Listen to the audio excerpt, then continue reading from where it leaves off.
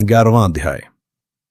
इस अध्याय में स्वामी जी ने आर्यावर्त में विकसित विभिन्न संप्रदायों की, जो स्वयं को हिंदू कहते हैं, की आलोचना की है। हिंदू धर्म में विपरीत मान्यताओं के होने के कारण हिंदू को परिभाषित करना बहुत मुश्किल है।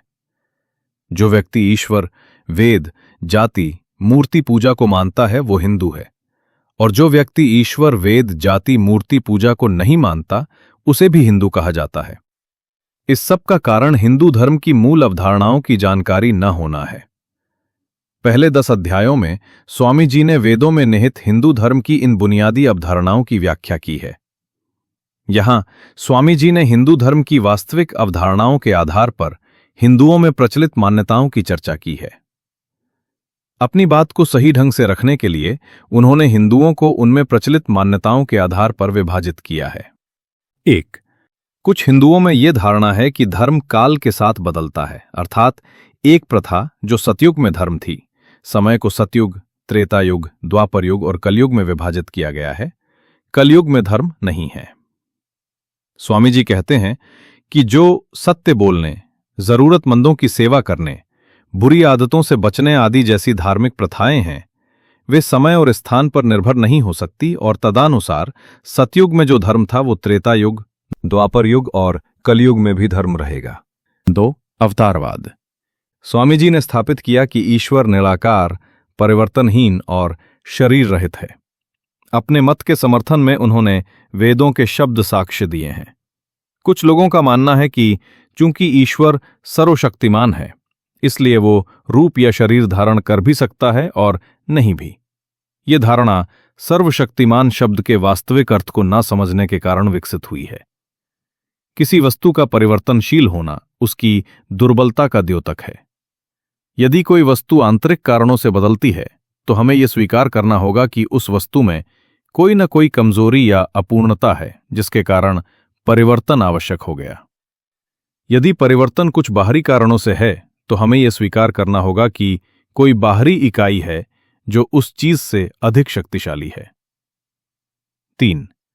मूर्ति पूजा। ईश्वर के निराकार होने के कारण ईश्वर का कोई चित्र, मूर्ति आदि नहीं हो सकती। देवताओं की मूर्तियां पूरी तरह से काल्पनिक हैं और ये देवताओं का अर्थ न समझने के कारण अस्तित्व में आईं। 4. पीर और उनकी मज़ारें। कई पवित्र आत्माओं, इस्लाम में जिन्हें पीर कहा जाता है, ने लोगों के बीच नैतिकता का प्रसार किया और लोगों को कई बुरी आदतों और प्रवृत्तियों से बचाया। लेकिन इन महान आत्माओं की मृत्यु के बाद लोग उनकी कब्रों या स्मारकों, समाधियों की पूजा करने लगे।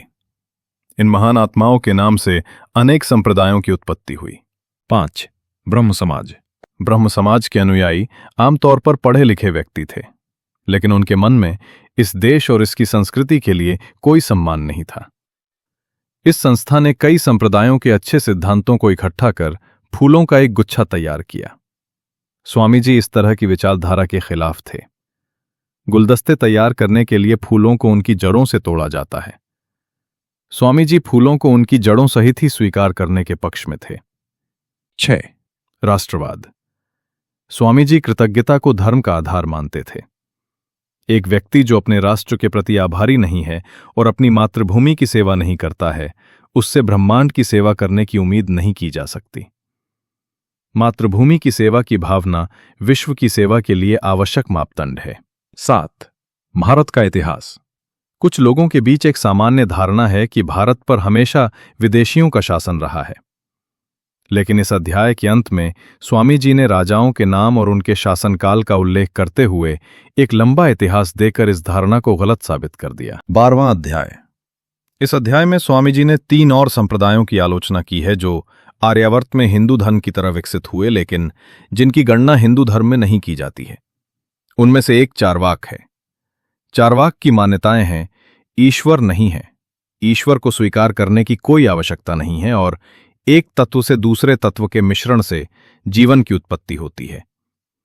इस संप्रदाय के मानने वालों की धारणा है कि जिस प्रकार शराब शामक प्रभाव पैदा करती है, उसी तरह जब प्रकृति के विभिन्न तत्व एक दूसरे के साथ मिलते हैं तो जीवन की उत्पत्ति हो जाती है।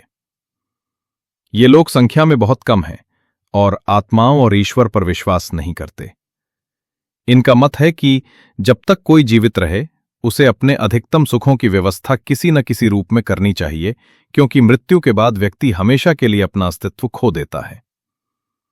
इसे नास्तिकता ही कहा जाएगा। नैतिकता को आत्माओं और ईश्वर के अस्तित्व जैसे मजबूत आधार की आवश्यकता होती है। ये एक सच्चाई है कि एक निश्चित स्तर की नैतिकता के बिना दिन प्रतिदिन के कार्य नहीं किए जा सकते। यदि लोग अपने मामलों में पूर्णतया असत्य व्यवहार करें तो सभी सांसारिक मामले रुक जाएंगे। उदाहरण के लिए, आइए एक रिक्शा किराए पर लेने के मामले पर विचार करें। हमारे दिन प्रतिदिन के इस साधारण से मामले में दोनों पक्षों द्वारा निर्धारित किराया देने व लेने का पूरी ईमानदारी से पालन किया जाता है। ये साधारण सी नैतिकता और कुछ नहीं बल्कि धर्म का एक हिस्सा है। हम कह सकते हैं कि व्यक्ति ईश्वर के अस्तित्व को स्वीकार किए बिना अपना सांसारिक जीवन भी नहीं चला सकता। 2. बौद्ध धर्म। ये संप्रदाय ईश्वर और उसके वचनों को नहीं मानता। वैसे तो इस संप्रदाय का जन्म इसी धरती पर हुआ था, लेकिन आज भारत में इसके अनुयायियों की संख्या बहुत कम है।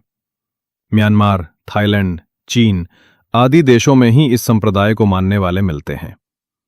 इस अध्याय में स्वामी जी ने इस संप्रदाय के सिद्धांतों की अतार्किकता की एक झलक मात्र दी है।